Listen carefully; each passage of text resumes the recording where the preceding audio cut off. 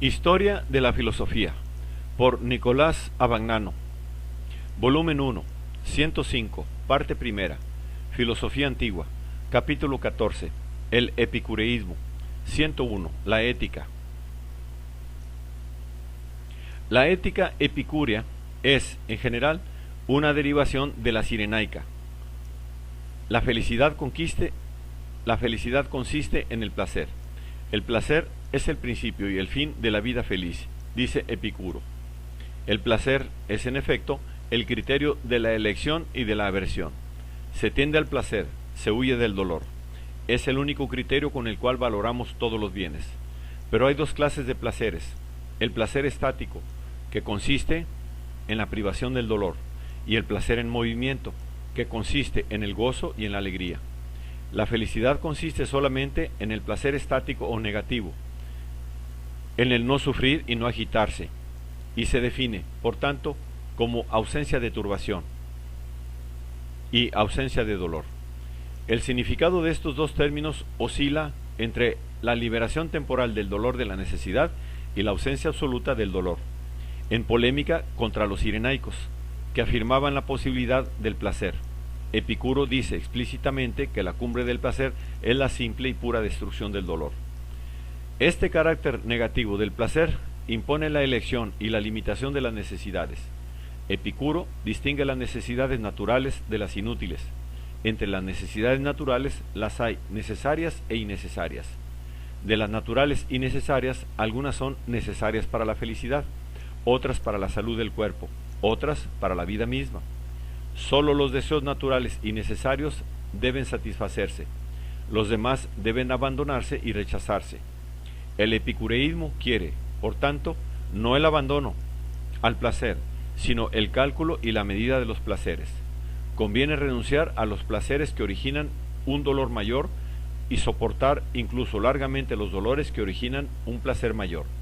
A cada deseo es menester preguntarse: ¿qué sucederá si se satisface? ¿Qué pasará si no se le atiende? Solo el cuidadoso cálculo de los placeres puede conseguir que el hombre se baste a sí mismo y no se convierta en esclavo de las necesidades y de las preocupaciones por el mañana. Pero este cálculo solo puede deberse a la prudencia. La prudencia es todavía más preciosa que la filosofía, porque de ella nacen todas las demás virtudes, y sin ella la vida no posee dulzura, ni belleza ni justicia. Las virtudes, y especialmente la prudencia, que es la primera y más fundamental, aparecen así a Epicuro como condición necesaria a la felicidad. A la prudencia se debe el cálculo de los placeres, la elección y la limitación de las necesidades, y por consiguiente el logro de la ataraxia y de la aponía. En un pasaje famoso del escrito sobre el fin, Epicuro afirma explícitamente el carácter sensible de todos los placeres. Por mi parte, dice, no sé concebir qué es el bien, si prescindo de los placeres del gusto, de los placeres del amor, de los placeres del oído, de los que proceden de las bellas imágenes percibidas por los ojos, y en general de todos los placeres que los hombres poseen gracias a los sentidos. No es verdad que sólo el gozo espiritual sea un bien, puesto que también la mente se alegra con la esperanza de los placeres sensibles, en cuyo disfrute la naturaleza puede librarse del dolor. En este pasaje, el bien se limita al ámbito del placer sensible, al cual pertenece incluso el placer que da la música, los placeres de los sonidos y la contemplación de la belleza, placeres de las bellas imágenes, y el gozo espiritual se reduce a la esperanza del mismo placer sensible. Tal vez el fin polémico del fragmento, dirigido probablemente contra el protréptico de Aristóteles, que exaltaba platónicamente la superioridad del placer espiritual, llevara a Epicuro a acentuar su tesis de la sensibilidad del placer.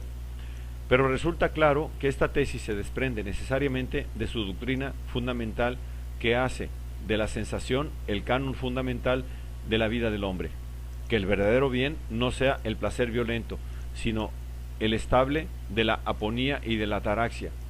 No es cosa que contradiga la tesis de la sensibilidad del placer, ya que la aponía es el no sufrir en el cuerpo y la ataraxia es el no estar turbados en el alma por la preocupación de la necesidad corporal. Pero por esto la doctrina de Epicuro no puede confundirse con un vulgar hedonismo. Se opondría a tal hedonismo el culto de la amistad, característico de la doctrina y de la conducta práctica de los epicúreos. De todo cuanto la prudencia nos ofrece para la felicidad de la vida, la mayor es, con mucho, el logro de la amistad. La amistad nació de la utilidad, pero es un bien por sí misma. El amigo no es quien busca siempre lo útil, ni quien no lo une nunca a la amistad,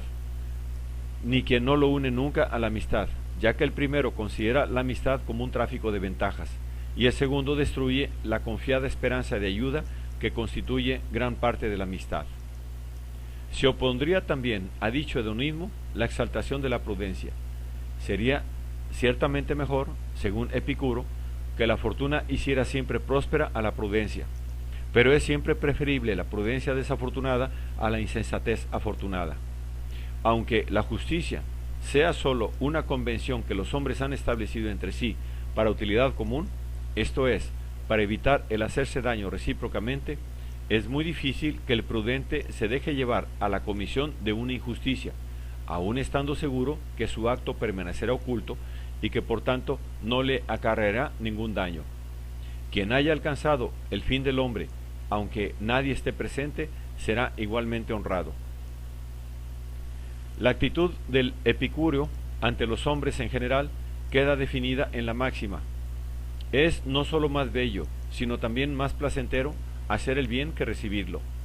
En esta máxima el placer se erige de hecho en fundamento y en justificación de la solidaridad entre todos los hombres. Diógenes Laercio nos atestigua efectivamente el amor de Epicuro a sus padres, su fidelidad a los amigos y su sentido de solidaridad humana. Respecto a la vida política, Epicuro reconocía las ventajas que procura a los hombres, obligándoles a acatar leyes que les impiden dañarse mutuamente, pero aconseja al prudente que permaneciese ajeno a la vida política.